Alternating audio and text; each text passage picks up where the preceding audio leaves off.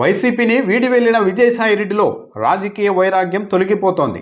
రాజకీయ వైరాగ్యం, శ్మశాన వైరాగ్యం రెండు ఒకటే. రెండు చాలా వేగంగానే కరిగిపోతూ ఉంటాయి.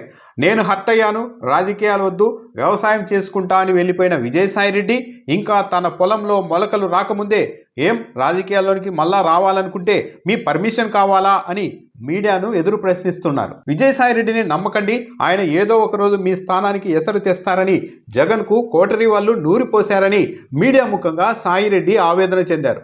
ఆ విషయం జగన్కి చెప్పిన కోటరీ మనుషులు ఎవరో కానీ వారిని అభినందించాలి. చాలా చక్కగా అంచనా వేశారు. సోషల్ మీడియాలో చురుగ్గా పనిచేసే వారెవరైనా విజయసాయిరెడ్డి దగ్గరికి వెళ్ళి సార్ మేము పార్టీ కోసం ఇలా కష్టపడుతున్నాం అని చెబితే ఆయన నుంచి కనీసం అభినందన వస్తుందని వాళ్ళంతా ఆశించారు. కానీ విజయసాయిరెడ్డి సింపుల్గా పార్టీ కోసం పనిచేస్తే నాకేంటి అనేవారట. ఈ విషయాన్ని చాలామంది జగన్ వద్దకు కూడా చేర్చారు. ఇదేంటి సార్, పార్టీ వేరు నేను వేరు అన్నట్టుగా విజయసాయిరెడ్డి మాట్లాడుతున్నారని చాలామంది ఆవేదన చెందారు. అప్పట్లో విజయసాయిరెడ్డి వైసీపీలోనే ఉన్నారు కాబట్టి వాటిని బయటకు చెప్పుకోలేకపోయిన వాళ్ళు ఇప్పుడు బహిరంగంగానే ఆ విషయాలన్నీ చెప్పేందుకు కూడా సిద్ధమవుతున్నారు. అధికారంలోనికి వచ్చిన 6 నెలలకే తనను జగన్ దూరం పెట్టారని విజయసాయిరెడ్డి ఒక ఆరోపణ కూడా చేశారు. కానీ అందుకు ఆధారాలు మాత్రం ఆయన చూపలేకపోతున్నారు. 6 నెలలకే పక్కన పెట్టి ఉంటే మొన్నటికి మొన్న రెండోసారి రాజ్యసభ ఎంపీ ఎలా దక్కింది? మొన్నటి వరకు పార్లమెంటరీ పార్టీ నేతగా బాధ్యతలు ఇచ్చి ఢిల్లీలో పార్టీ మొత్తం ఆయన చేతుల్లో జగన్ ఎలా పెడతారు? అసలు వైసీపీ ఓటమికి బీజం విజయసాయిరెడ్డి దగ్గరే పడిందన్నది అందరికీ తెలుసు కదా. ఉత్తరాంధ్ర ఇన్ఛార్జ్గా బాధ్యతలు అప్పగిస్తే విశాఖలో కూర్చొని విజయసాయిరెడ్డి చేయని భూదందా అంటూ లేదని ఇవే పత్రికలు ఘోషించాయి కదా.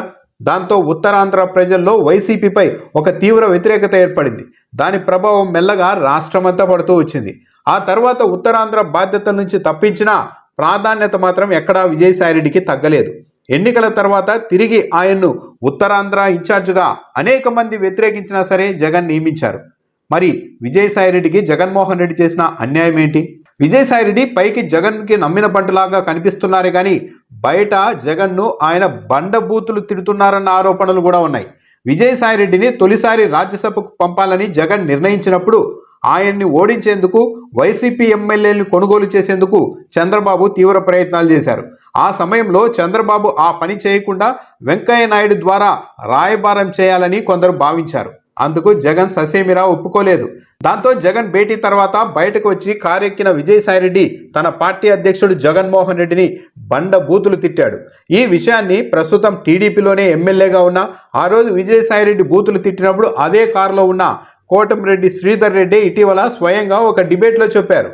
అంటే జగన్మోహన్ రెడ్డిని ఆయన తొలిసారి రాజ్యసభకు వెళ్లిన సమయంలోనే బండబూతులు తిట్టారన్నమాట. అప్పట్లోనే ఆ విషయాలు జగన్మోహన్ రెడ్డికి తెలిసినా ఆయన పెద్ద మనసు చేసుకొని ఎక్కడా విజయసాయిరెడ్డికి ప్రాధాన్యత తగ్గించలేదు. ఇక సోషల్ మీడియా బాధ్యతలు చూసిన సమయంలో విజయసాయిరెడ్డి చేసింది కూడా ఏమీ లేదు. కేవలం ప్రెస్ మీట్లు పెట్టి కార్యకర్తలారా రెచ్చిపోండి, ఏదైనా జరిగితే మేము అండగా ఉంటామని మాటలు చెప్పడమే కానీ ఆయన ఏ ఒక్క కార్యకర్తని ఆదుకున్నది లేనే లేదు. ఈ విషయాలు తెలియక కొందరు వైసీపీ కార్యకర్తలు విజయసాయిరెడ్డి సోషల్ మీడియా ఇన్ఛార్జ్గా ఉంటే బాగుండు అని భావించారు. అది కేవలం ఆయన మాటల ప్రభావం మాత్రమే. చేతల్లో ఆయన చేసిందంటూ ఏమీ లేదు. విజయసాయిరెడ్డి కోవర్ట్ అన్న అనుమానం చాలా కాలం నుంచే వైసీపీలో ఉంది. ఎన్నికలకు ముందు రఘురామకృష్ణంరాజు వైసీపీపై తీవ్ర స్థాయిలో నిత్యం విరుచుకుపడేవారు. దాంతో వైసీపీ కార్యకర్తలు అదే స్థాయిలో ఆయనపై ఎదురుదాడి చేసేవారు. అలాంటి సమయంలో వైసీపీ కార్యకర్తల మనోబలం దెబ్బతీసేలాగా విజయసాయిరెడ్డికి అత్యంత సన్నిహితుడు, గతంలో వైసీపీ సోషల్ మీడియా ఇన్ఛార్జిగా పనిచేసిన గుర్రంపాటి దేవేందర్ రెడ్డి ఏకంగా రఘురామకృష్ణంరాజుకు క్షమాపణలు వేడుకున్నారు. ఈ విషయాన్ని టీడీపీ సోషల్ మీడియా పెద్దెత్తున ప్రచారం చేసింది. వైసీపీ వాళ్ళు పిరికి పందలంటూ దూషించింది. అసలు విజయసాయిరెడ్డి ప్రవర్తన అనుమానాస్పదంగా ఉంది అని చెప్పడానికి ఏబిఎన్ ఆంధ్రజ్యోతి ఎండి రాధాకృష్ణ ఛాలెంజ్ను కూడా పరిగణలోనికి తీసుకోవచ్చు. ఆ మీడియా సంస్థతో వైసీపీ వాళ్ళు నిత్యం పోరాడుతూ ఉంటారు. కానీ విజయసాయిరెడ్డి మాత్రం రాధాకృష్ణతో భేటీ అయ్యారు. పైగా రాధాకృష్ణ దగ్గర జగన్ గురించి ఎందుకు నెగిటివ్గా మాట్లాడారు? ఈ విషయాన్ని స్వయంగా రాధాకృష్ణనే తన వీకెండ్ కామెంట్లో రాసుకున్నారు. విజయసాయిరెడ్డి నువ్వు నా దగ్గరకు వచ్చింది నిజం కాదా అని రాధాకృష్ణ సవాల్ చేస్తే ఎందుకు విజయసాయిరెడ్డి ఖండించలేకపోయారు?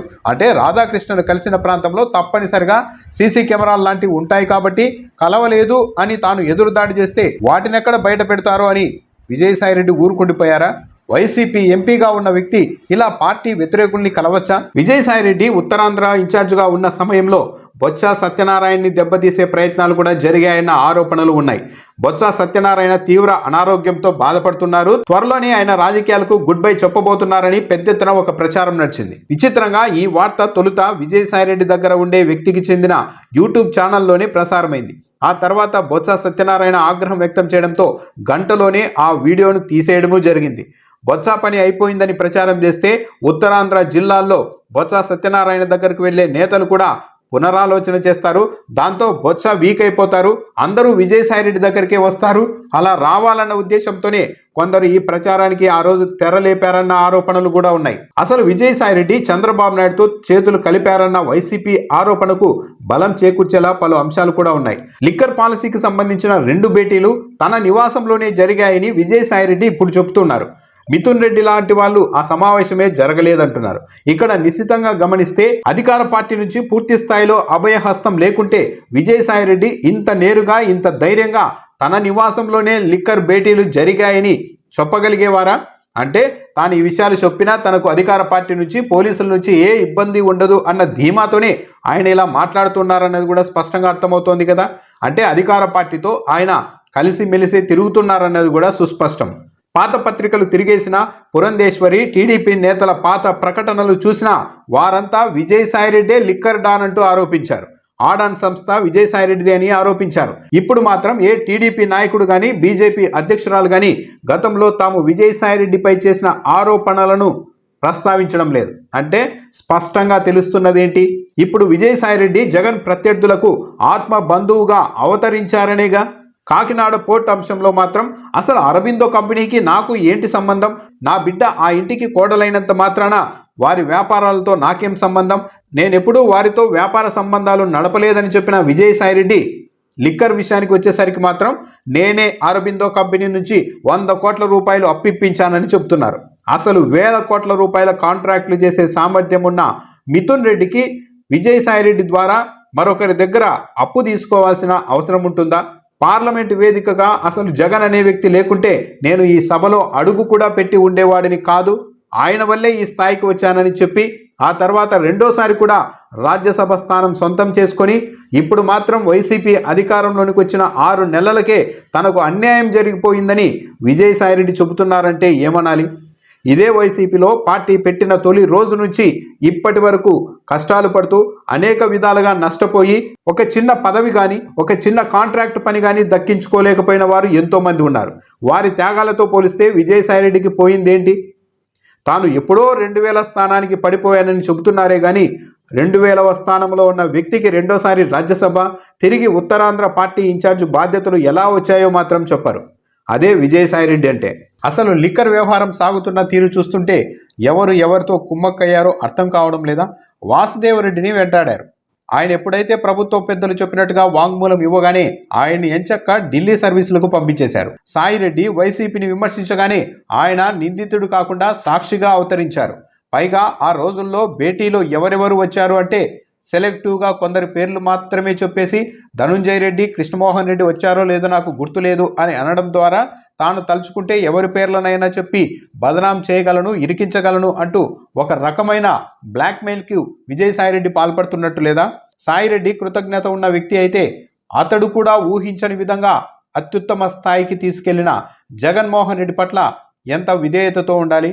ఒకవేళ జగన్మోహన్ రెడ్డితో పడకపోయి ఉంటే పూర్తిగా రాజకీయాలు వదిలేసి నిజంగానే వ్యవసాయం చేసుకుంటూ ఉండి ఉంటే ఆయనకు చాలా గౌరవప్రదంగా ఉండి ఉండేది. కానీ విజయసాయిరెడ్డి తీరు చూస్తుంటే వైసీపీలోని కొందరి మీద ఆయన పగతో రగిలిపోతున్నట్టుగా ఉంది.